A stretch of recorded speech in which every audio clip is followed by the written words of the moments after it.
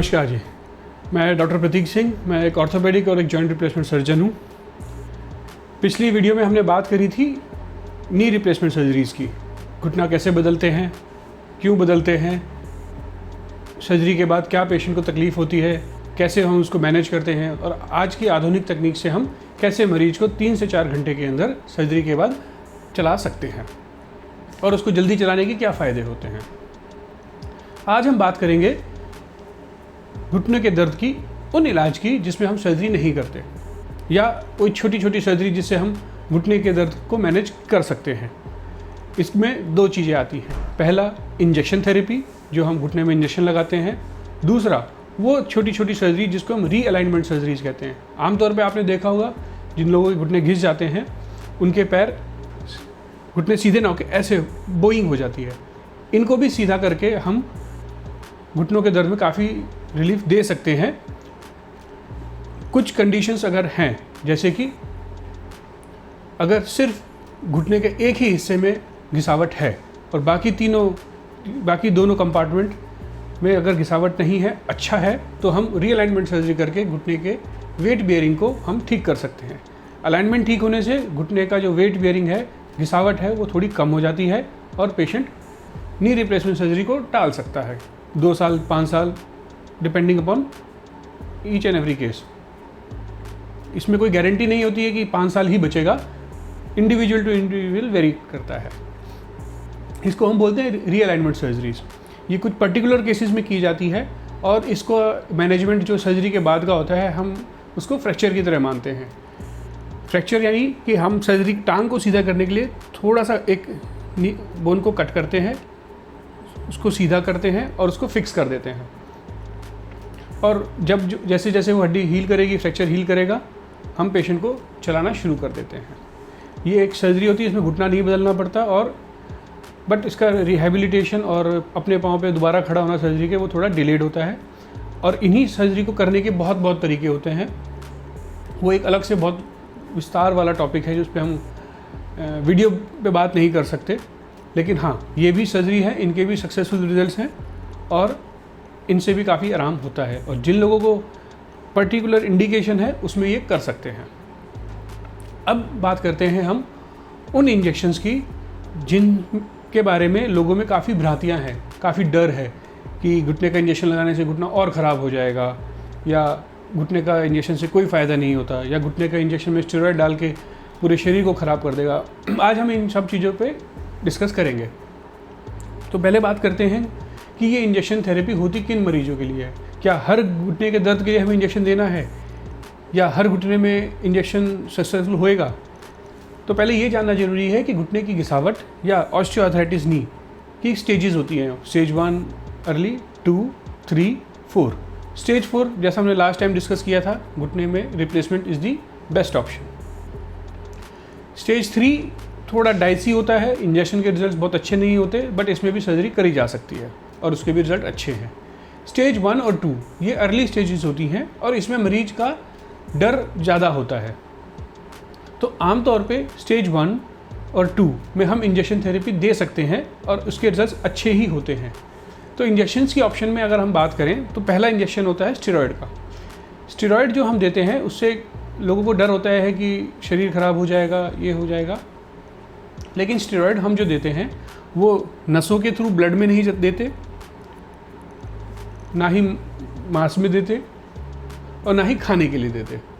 हम जो स्टेरॉयड का इंजेक्शन देते हैं, हम जॉइंट में अंदर जाके देते हैं, ताकि अंदर जो दर्द के कारण है, अंदर जो सूजन है घुटने के अंदर, वहीं पे स्टेरॉयड काम करे, वहीं पे सूजन कम करे, वहीं पे दर्द कम करे। एक इंजेक्शन लगाने के बाद आपको 6 महीने से लेकर 1 साल तक का रिलीफ रह सकता है। क्योंकि ये इंजेक्शन सिर्फ घुटने में दिया जाता है, तो इसके बॉडी में जो सिस्टमिक इफ़ेक्ट्स होते हैं, यानी कि वो बहुत ना के बराबर ही होते हैं अगर वो सही जगह से दिया गया है। हाँ, जो लोग डायबिटिक्स हैं, उनमें इंजेक्शन देने के बाद 1 या 2 दिन शुगर लेवल ऊपर नीचे हो सकता है, बट वो भी इजीली मैनेजेबल है और उसके लॉन्ग टर्म कॉन्सिक्वेंसेस नहीं है। और कुछ ही लोगों में ऐसा शुगर फ्लक्चुएट होता है, सब में नहीं होता। तो एक शुगर का जो रिस्क होता है वो इससे ज़्यादा रिस्क नहीं होता है। बजाय हम जो खून नसों में देते हैं खून के थ्रू इंजेक्शन स्टेरॉयड या फिर खुराक से, उसमें शुगर बहुत ज़्यादा फ्लक्चुएट करती है और लंबे टाइम तक फ्लक्चुएट करती रहती है। तो हम वो चीज़ यहाँ नहीं करते। दूसरा एक इंजेक्शन होता है स्टेरॉयड के अलावा, जिसको हम बोलते हैं जॉइंट की चिकनाई के लिए, ग्रीस, और मेडिकल टर्म में इसको बोलते हैं विस्को सप्लीमेंटेशन। तो वो जो अंदर हम ग्रीस या जेल टाइप का डालते हैं, वो अंदर एक चिकनाई बना के रखता है, जो डैमेज कार्टिलेज है उसके ऊपर एक लेयर बना देता है, जो जिसकी वजह से कार्टिलेज में थोड़ी रिपेयर और या कह लो हीलिंग हो जाती है।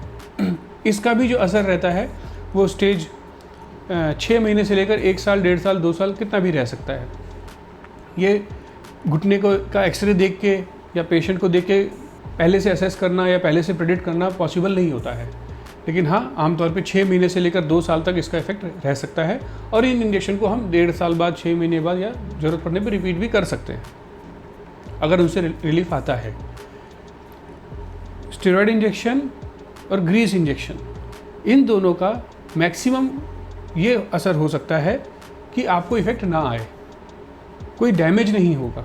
अगर अच्छी टेक्निक से साफ़ सुथरी जगह से लगाया है तो घुटने में कोई डैमेज नहीं होता है, और घुटने को नहीं ख़राब करेगा ये, और घुटने को नहीं घिसेगा, या घुटने की जो स्पीड है आपकी एज ऑस्टियोआर्थराइटिस की, उसको भी नहीं बढ़ाएगा।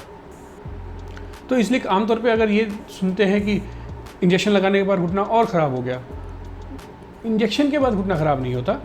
हाँ, जो कुछ लोग ऐसे होते हैं जो स्टेज 4 जिसमें आते हैं और सर्जरी से डरते हैं और फिर वो इंजेक्शन की डिमांड करते हैं। तो एक्चुअली स्टेज 4 में इंजेक्शन इंडिकेटेड नहीं है ज़्यादा।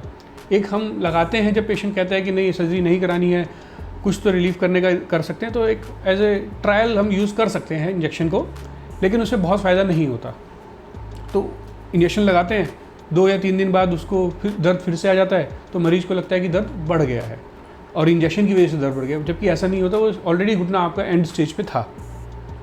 हाँ, शुरुआती स्टेज में जब मरीज आता है, घुटने की घिसावट अर्ली स्टेज की होती है, जब उसको इंजेक्शन हम प्रिस्क्राइब करते हैं तो पेशेंट थोड़ा रिलेक्टेंट होता है कि घुटना तो अभी ज़्यादा घिसा नहीं है, अभी से इंजेक्शन क्यों लगाएं, तो वो इसलिए डर जाता है। तो स्टेज 1, 2 या अर्ली स्टेज 3 में वो इंजेक्शन नहीं लगाता है, स्टेज 4 में आता है। तो इसलिए सोसाइटी में लोगों के बीच में ये भ्रांति होती है कि घुटना में इंजेक्शन लगाने से घुटना जल्दी ख़राब हो जाता है, जबकि ऐसा नहीं है। सही इंजेक्शन सही मरीज में, सही स्टेज में, सही तरीके से लगाया जाए तो इंजेक्शन के रिज़ल्ट अच्छे मिलते हैं। स्टेज 4 में फेल होना ही है तो उससे लगाने का कोई फ़ायदा नहीं है। इन दोनों इंजेक्शन के अलावा एक दूसरा इंजेक्शन है जो अभी रिसेंटली ही है, काफ़ी पेशेंट्स में उसमें रिज़ल्ट अच्छे भी हैं।